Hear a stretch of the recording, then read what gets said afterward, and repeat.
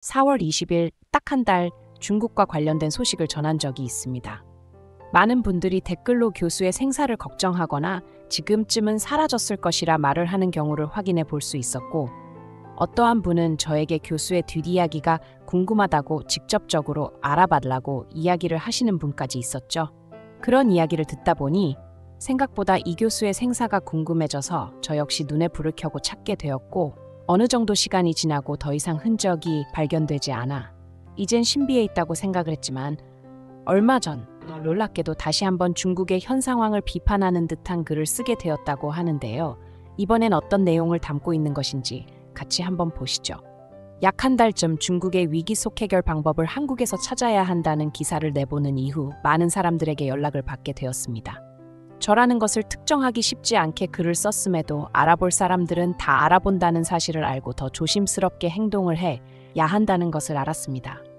다행히도 기사를 쓴 이후 저를 찾는 움직임이 보인다는 것을 많은 사람들을 통해 들을 수 있었지만 특정되지 않아 지금까지 무사히 보내고 있습니다.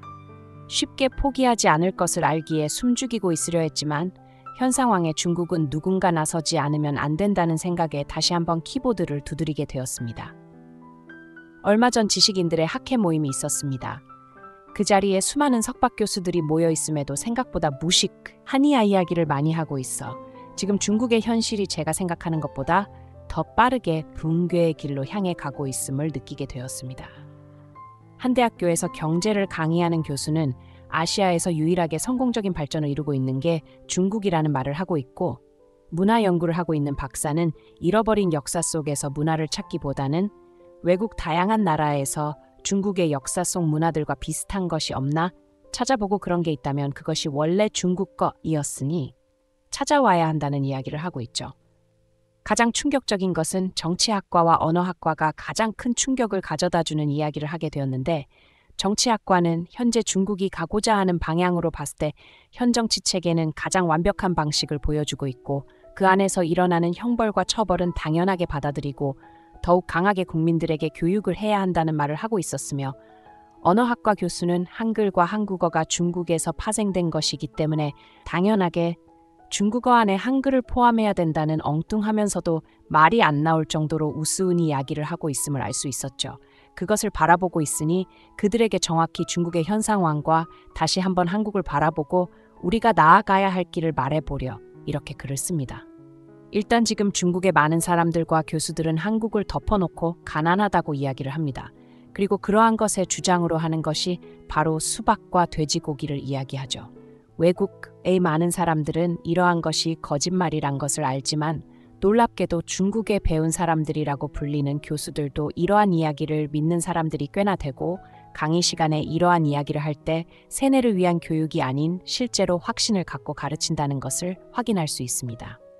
하지만 중국에서 한국으로 유학을 다녀온 학생들이 저에게 찾아와 남기는 한국 생활과 관련된 후기는 한국에서는 알바만도 생활이 가능할 정도로 중국과 비교해서 상당히 높은 시급을 받을 수 있다는 이야기를 하며, 중국에서 취업을 할 때 공고되어 있는 월급이 한국에서 주말에만 알바를 하는 것보다 적은 금액으로 책정되어 있어 10살이 취업을 하는 게 쉽지 않다고 말을 하죠. 그러면서 하는 이야기가 다들 성형수술이나 예체능 계열의 노력을 해 왕홍을 도전하는 게 맞는 것 같다는 이야기를 하는가 하면, 누군가는 이렇게 돈을 받고 일을 하느니 그냥 고향집으로 내려가 전업자녀를 하는 게 좋겠다는 이야기를 하는 경우가 많습니다. 그래도 이런 이야기를 하는 친구들은 집에 어느 정도 여유가 있기에 할 수 있는 이야기일 것입니다. 실제로 일반적인 학생들은 이러한 불합리한 경제 상황 속에서 어쩔 수 없이 취업을 해 몇 년간 고생을 한 후 겨우 몇천 위안 월급 상승을 기대하는 수밖에 없을 정도로 지금 중국의 경제 상황은 바닥을 보이고 있죠. 그리고 놀랍게도 중국의 역사 왜곡과 문화 찬탈은 정부에서 나서서 하기보다는 교수들이나 지식인들의 손에서 일어나는 경우가 많다는 것을 알 수 있죠. 가장 가깝게는 한국의 영웅인 안중근 장군과 이순신 장군을 중국 사람으로 둔갑을 하려다 실패한 것이 있을 것이고, 길게 보자면 김치나 한복갓쌈 등 다양한 문화를 중국의 것이라 우기는 움직임을 보였죠. 하지만 이러한 과정에서 정부의 움직임보다 자발적으로 문화를 연구하는 지식인들이 행하는 행위가 많음을 알 수 있습니다. 정치 쪽은 말해서 뭐합니까? 작년에 심장마비로 사라진 총리를 해보면 답이 없는 정도를 지나 이제 맘대로 할 수 있는 체제로 자연스레 들어가고 있음을 알 수 있습니다. 하물며 그가 그렇게 사라지게 된 이유도 중국이 걱정스러워서 사실을 알려 발전을 도모하자는 이야기였지만 누군가 눈에 두게 좋게 보이지 않았을 것이라 생각합니다. 한글은 어떤가요? 한글의 창제 이유 중 한 가지가 중국 한자가 어려워 제대로 뜻을 펼칠 수 없는 국민들을 위함이라는 것은 알고서 저런 이야기를 하는 것일지 궁금합니다. 국문자는 지금 전 세계 어떤 언어학자가 바라보아도 가장 어려운 문자로 뽑을 만큼 쉽지 않은 문자임을 알 수 있습니다. 하물며 중국에서 장시간 살아오고 수많은 문자를 바라보고 있는 저도 아직 중국 문자를 다 외웠다고 말을 못할 정도로 정리가 되어 있지 않은 문자를 사용하고 있음을 알 수 있죠. 하지만 한글은 전 세계 언어학자들이 바라보며 상당히 과학적이고 우수한 문자임을 인정하고 연구하는데 매진을 할 정도로 높은 문화적 가치를 갖고 있음을 확인할 수 있죠. 이제 현실을 바라봅시다. 지금 중국을 향한 외국의 시선은 어떤가요? 일단 많은 사람들이 처음으로 인식하는 것은 더럽다다는 것입니다. 동양인은 몸에서 심하게 냄새가 나지 않는다고 생각하는 외국인이 많은데 실제로 중국 사람이랑 생활을 했던 사람들은 아무리 더러운 것을 보았어도 중국 사람만큼 더럽게 생활하는 사람을 본 적이 없다고 말을 할 정도로 더러움의 신세계를 보여준다고 하죠. 저 역시 그러한 시절이 있었습니다. 그게 당연한 건 줄 알았으니까요. 싱크대에 볼일을 본다던가 길거리에서 아무렇지 않게 노상방뇨를 하는 것은 크게 문제가 되지 않는 느낌이었고 화장실에 마귀가 있는 것을 불결하게 여기던 적이 있죠. 하지만 한국에서 생활을 하면서 그러한 것들이 잘못되었다는 것을 깨닫게 되었고 하나씩 다 고친 이후에 중국을 와서 저는 새로운 변화를 맞이하게 되었죠. 바로 중국 자체에 어디를 가든 특유의 코를 찌르는 냄새가 난다는 것을 확인할 수 있었고 사람이 많을수록 그러한 코를 찌르는 냄새가 갈수록 심해진다는 것을 알 수 있었습니다. 그리고 길거리에 쓰레기를 버리는 것에 눈치도 보지 않는 사람들이 참 미개한 사람들처럼 보였죠. 그리고 경제적 불황을 확인하는 것도 쉽게 할 수 있었는데 작년 상해를 갔을 때 길거리에 차가 거의 없다시피 하는 모습과 출근을 하는 직장인을 쉽게 볼 수 없다는 데서 이제 중국의 경제는 답이 없는 상황을 곧 직면하다 생각을 하게 되었죠. 처음엔 전 세계가 경제적 불황을 겪고 있는 시기이니 당연하다고 생각을 해보려 했지만 누구 하나 답을 찾기 위해 노력을 하지 않고 그나마 정상적인 사고를 하고 있던 고위급 관리들이 당하는 모습에 저희 확신은 더욱더 굳어졌습니다. 사실이 정도되었을 때 포기했어요 했는데 저는 저희 모국이 아는 생각에 중국을 향한 마지막 희망을 갖고 있었는지 모르겠습니다. 그리고 이 글이 그러한 희망의 마지막도 화선쯤이 되겠다는 생각을 하고요. 지금 한국의 모습은 저번 글에서 말했다시피 현재의 중국보다 훨씬 더 극적인 상황에서 기적을 만들어내어 전 세계에서 인정받는 선진국이 되었습니다. 우리는 그러한 과정 속에서 한국이 어떠한 정신을 갖고서 그런 적을 만들어냈는지 한번 바라볼 필요가 있습니다. 한국은 위기 상황 속에서 국민들이 나서서 이를 해결해 나가는 모습들을 많이 보여주었습니다. 그들 정치가 어떻든 고위급 간부가 어떠한 행위를 하든 막을 수 없이 철저히 맞는 길만을 향해 달려간 것이죠. 그러한 과정에서 많은 위기와 피해가 찾아왔지만 굴하지 않고 몇 번의 쓰러짐에 결국은 다시 일어나 계속해서 달려온 것이죠. 하지만 지금 중국은 어떤가요? 무너져가는 정치체계에 맞춰서 사람들이 감무너지고 있고 지옥을 연상시키는 일은 지속적으로 일어나고 있습니다. 여성들은 결혼을 이용해 한 목 챙기려는 술수가 가득하고 남성들은 정상적인 일로서 돈을 벌려는 것이 아닌 사기나 약물 거래나 불법적인 일로 돈을 벌기 위해 나서고 있죠. 그나마 다행인 점은 착한 사람이라도 남아있어서 이러한 것을 하는 것이 아닌 그저 탕핑 쪽으로 나아 허송세월을 보내는 은희들이 많다는 게 희망적인 부분일 수도 있을 것입니다. 이러한 과정에서 정부는 무엇을 하고 있나요?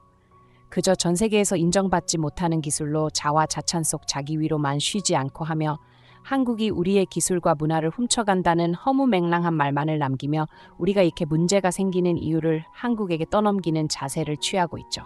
한국은 이러한 과정이었다면 절대 남의 탓으로 하는 것이 아닌 사실 확인을 한 후 한국 자체에서 먼저 고쳐야 할 부분을 찾아 고친 이후에 더 이상 답이 나오지 않는다면 외부에서 생기는 문제에 집중을 하고 있다는 사실을 알 수 있죠.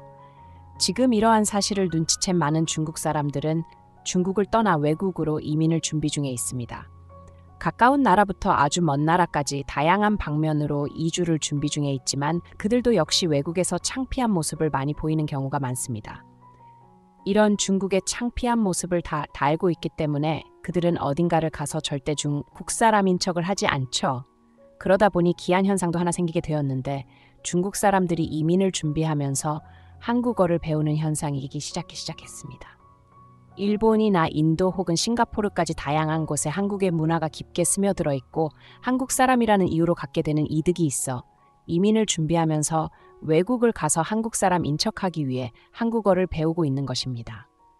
그렇게 한국 사람 인척을 하고 싶은 것이라면 가서 행태라고 좀 조심히 해야 하는데 중국에서 생활하던 모습 그대로 한국인이라고 하니 많은 외국인들이 우리를 더 기피하는 상황을 만들고 있음을 알 수 있습니다.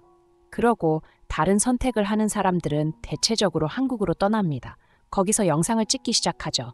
처음엔 한국의 좋은 면들을 찍어 외국 사람들에게 공유를 함으로써 다양한 효과를 보면서 유명세를 갖게 되고 시간이 지나 다시 중국으로 돌아와 한국에서 있었던 일들 중 굳이 안 좋은 일을 찾아 중국에서 한국 욕을 하는 콘텐츠를 제작해 중국에서도 인기를 얻게 되는 방법을 사용하죠.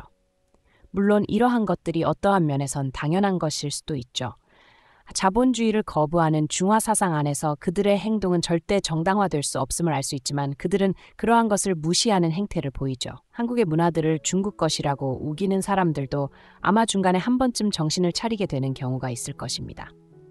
아무래도 거짓을 진실처럼 우기기 위해 서는 공부를 해야 하고 그런 공부를 하는 과정에서 한국 과거의 정신들을 알 수 있는데 그 안에 갖고 있는 모든 정신이 중국 사람으로서는 실행은커녕 상상조차 못할 정도로 대단히 어려운 일임을 알 수 있으니까요.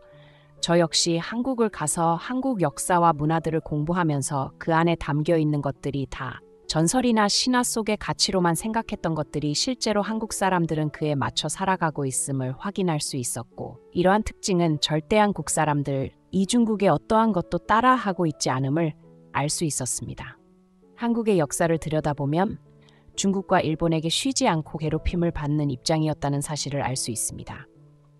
그런 역사를 알면 적어도 우리가 지금 하는 행위들의 방향이 한국을 향하면 안 된다고 생각을 하며 우리가 지금이라도 기사회생을 하기 위한 방법은 한국의 지난 70년을 그대로 따라서 발전을 해나가고 무슨 일이 생겼을 때 한국이라면 어떻게 이 일을 처리했을 긴밀히 생각을 하며 지내야 할 것입니다.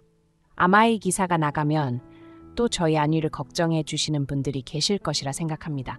하지만 저는 이 기사가 나기 전에 이미 중국을 떠나 해외로 떠나 있는 상태일 것입니다. 이제 중국을 돌아올 일도 없고 마음도 남아있지 않으니 그저 멀리 서바라만 보겠습니다. 한국을 가고 싶지만 이렇게 창피한 상황에서 한국을 가는 건 역시 민폐라 생각해 조금 더 먼 나라를 향하게 만드는 중국이 저는 밉습니다. 이러한 글이었습니다. 다행히 생사 여부는 확인이 되었는데 본인의 국적을 버리게 되는 상황이 만들어졌네요. 하지만 역시 중국 사람들은 바뀔 생각은 없는 것 같습니다. 반응이 아주 공격적이고요. 한번 같이 보시죠. 한국이 좋으면 한국을 가지 왜 다른 나라를 간다는 거야. 우리가 무슨 창피한 일을 했다고. 너 같은 사람은 중국에 없는 게 더 좋아. 그러니 잘 갔다 다시 오지 마라.